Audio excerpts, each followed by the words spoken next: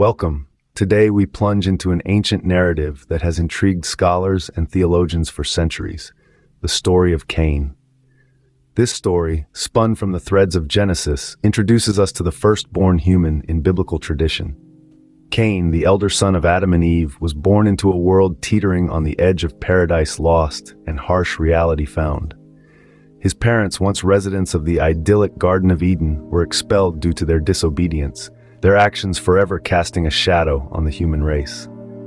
In this unforgiving world outside Eden, Cain and his younger brother Abel grew up.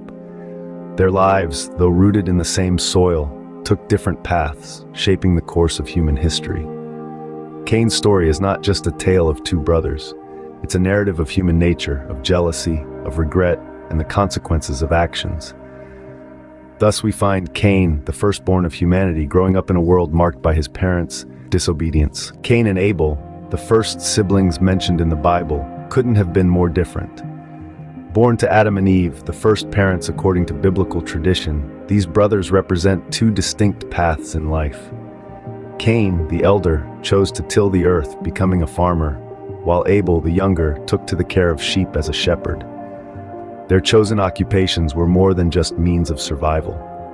They were symbolic representations of their individual characters and the roles they played in this early biblical narrative.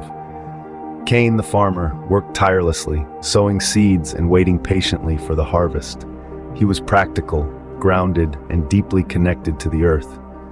Abel, on the other hand, was a shepherd, living a nomadic life, tending to his flock with care and compassion. He was gentle, nurturing, and attuned to the needs of his sheep. The time came when the brothers decided to offer sacrifices to God. Abel offered the firstborn of his flock the best he had to give, while Cain offered fruits from his farm. God, in his divine wisdom, accepted Abel's offering but rejected Cain's. The reasons for this are debated among scholars, but the outcome was clear. Cain was deeply hurt. Imagine Cain's shock and dismay. He had worked hard, toiled under the sun, and offered the fruits of his labor to God, only to have it rejected. This rejection was not merely of his offering, but of his very self. The seeds of resentment started to take root in his heart. He felt overshadowed, unappreciated, and overlooked, and his gaze turned towards Abel, who had found favor in God's eyes. This was a pivotal moment in Cain's life. The feelings of jealousy and resentment towards his brother started to simmer within him. He felt wronged, not only by God but also by Abel, who had done nothing more than offer his best to God. Fueled by jealousy and resentment, Cain's dissatisfaction with God's decision set a tragic course. In a fit of rage, Cain committed the unthinkable, an act that would forever change human history. Here we have Cain, the firstborn son of Adam and Eve, a tiller of the ground, overwhelmed by jealousy and resentment. His brother Abel, a shepherd, had found favor in the eyes of God with his offerings, while Cain's had been rejected. This rejection ignited a flame of resentment in Cain's heart, a flame that would soon engulf his very soul. Let's take a moment to delve into the mind of Cain during this pivotal time. Imagine the feelings of inferiority, the anger, the jealousy. His brother's success had cast a shadow over his own efforts, and this shadow was slowly eating away at his self-worth. The rejection had not only hurt his pride, but it also sparked an existential crisis. He began to question his worth, his purpose, his very existence. And so in an act of desperation and rage, Cain lured his brother Abel to the field. It was here, away from the eyes of their parents, away from the eyes of God, that Cain let his rage consume him. He turned against his own flesh and blood, striking him down with a force fueled by years of pent-up anger and frustration. In that moment, Abel's life was extinguished, and along with it, a part of Cain's own humanity.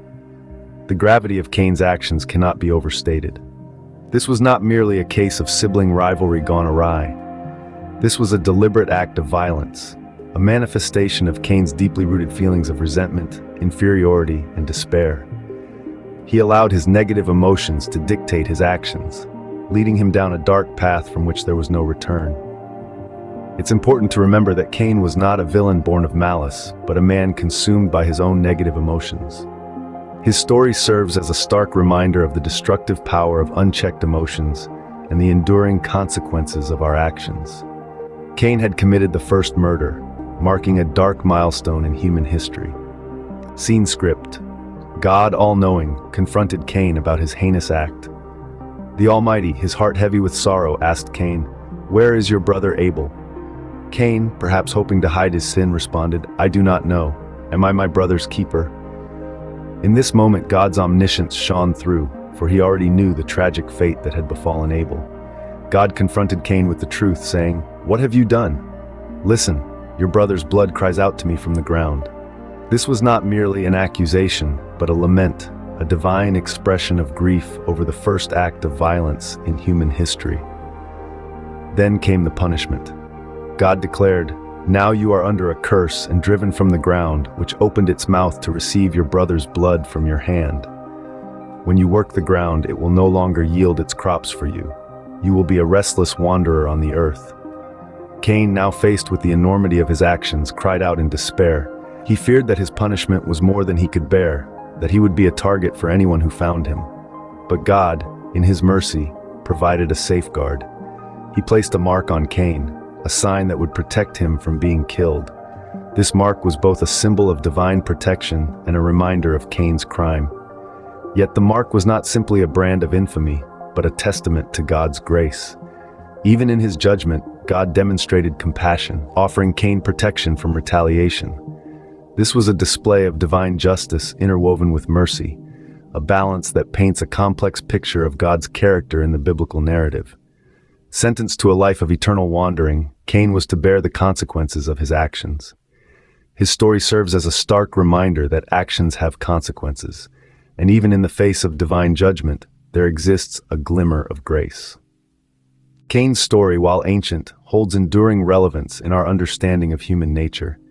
It's a narrative that has been passed down through millennia, its echoes still heard in the moral dilemmas we face today. In the heart of Genesis, we met Cain, the firstborn of Adam and Eve. He was a tiller of the ground, living in the shadow of his brother Abel, the shepherd. The tale is as old as time, a story of sibling rivalry, of perceived favoritism, and of a deep-seated resentment that ultimately led to tragedy. We watched as Cain brought his offering to God, an offering of his labor, of his sweat and toil.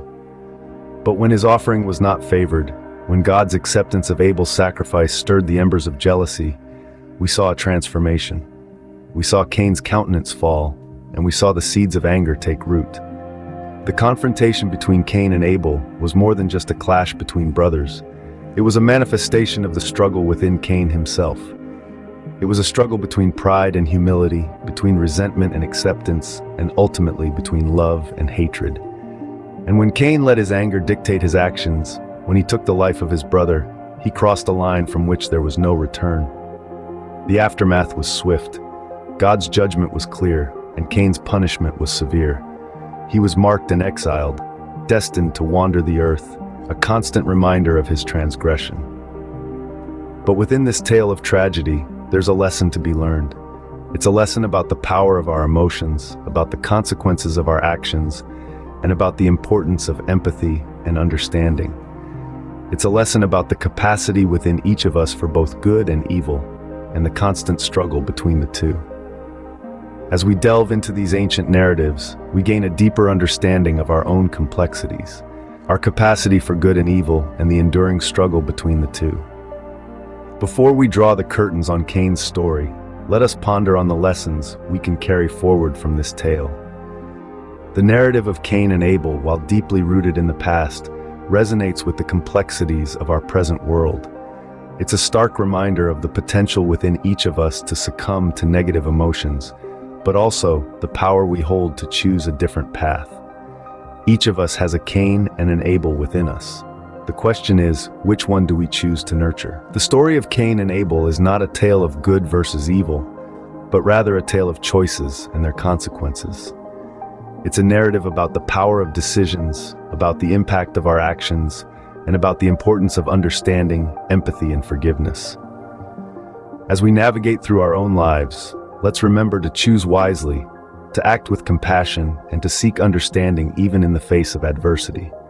And most importantly, let's remember to learn from the past, to carry forward its lessons, and to strive for a better future.